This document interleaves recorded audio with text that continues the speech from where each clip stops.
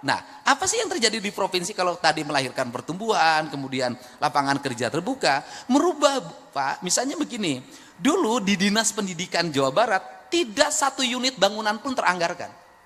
Nol. Saya rubah hari ini mendekati 1 triliun. Dulu, anggaran infrastruktur jalan seprovinsi Jawa Barat ini hanya 400 miliar. Hari ini 3 triliun.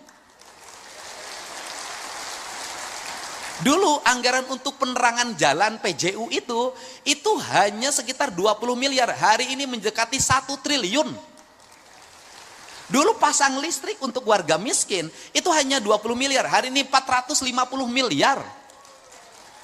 Jadi lonjakan anggaran infrastrukturnya mengalami kenaikan yang sangat tajam. Ditambah di tengah-tengah anggaran kita ini nurun Pak. Dari 37 yang dulu anggaran provinsi hari ini menjadi 31. Saya nggak tahu juga dengan dana transfer daerah yang hanya 600 sekian miliar ini nanti kita berapa, karena penurunannya 24%. Nah apa kemudian yang berikutnya, instruksi apa lagi yang saya lakukan? Instruksi saya adalah setiap jalan harus ada drainase dan drainasenya harus manual. Kenapa saya milih drainase manual dibanding pabrikan? Tujuan saya adalah agar ada kuli bangunan. Tetapi masih ada kelemahan, pemborongnya masih akal-akalan. Akal-akalan di mana? Kuli bangunan punya akses terhadap asuransi, harus mendapat hak, tidak diberikan. Dan saya ancam semuanya. Kontraktor Provinsi Jawa Barat yang tidak mengasuransikan seluruh pegawai kuli bangunannya, saya tidak akan bayarkan kontraknya. Atau saya akan potong itu asuransinya, saya bagikan ke kuli bangunannya. Ini kan yang terjadi seperti itu. Nah, kemudian setelah itu saya katakan lagi, apa yang terjadi lagi? Saya ngomong tentang ketidakadilan. Ini kan kurangnya gubernur dan bupati mengorkestrasi perumahan. Kan yang selalu menjadi tuduhan adalah termasuk saya yang dituduh gitu kan. Saya ketemu Pak Ara saja, acara baru sekarang. Itu pun saya mau datang tujuannya memberikan bantuan rumah rakyat miskin untuk warga yang dipelopori oleh Yayasan Buddha Suci. Tapi postingannya kan saya mendapat aliran dana gratifikasi. Yang punya rumah bagus Pak Ara yang dituduh saya.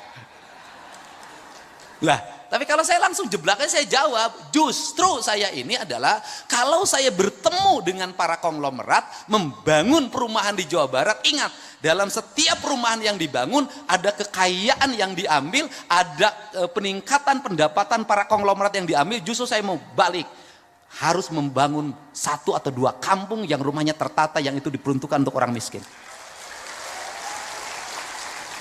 Ini kesalahan dulu apa sih? Kesalahan dulu para pejabatnya sibuk terima duit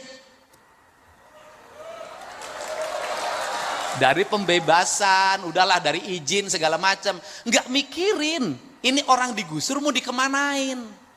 Saya mikirnya bukan itu hari ini. Saya berikan contoh. Di daerah Bekasi, di daerah Karawang, pertumbuhan rumah elitnya tinggi banget, luar biasa. Tapi di depan rumahnya, rumah kumuh, warung-warung kumuh berjejer. Dan itu dibiarkan, sampah bertumpuk. Saya tadi pagi ketemu Bupati Karawang, saya turunin alat berat, saya bersihkan seluruh bangunan itu. Kemudian setelah itu apa yang kita lakukan? Bupati Karawang sepakat, siapkan dana 40 juta per rumah, kita bangun rumah-rumah mereka, nggak boleh lagi di sini. Maka anggaran bantuan perumahan di provinsi hari ini kan sudah 40 juta. Tetapi di balik itu juga kita harus bicara kearifan. Ini ITB ahlinya. Kearifan bagaimana? Bangun rumah jangan dipaksain. Di Sumedang, di samping kaki bukit dipasang perumahan. Di endak-endak ini rontok. Ini juga nggak boleh sembarangan. Kata orang Sunda, ciri sabumi, cara sadesa, jawada tutung biritna, sacarana lain tepak sejen igel, pasti pakodari tenyaho. Apa itu artinya? Membangun itu harus sesuai dengan karakteristik lingkungan.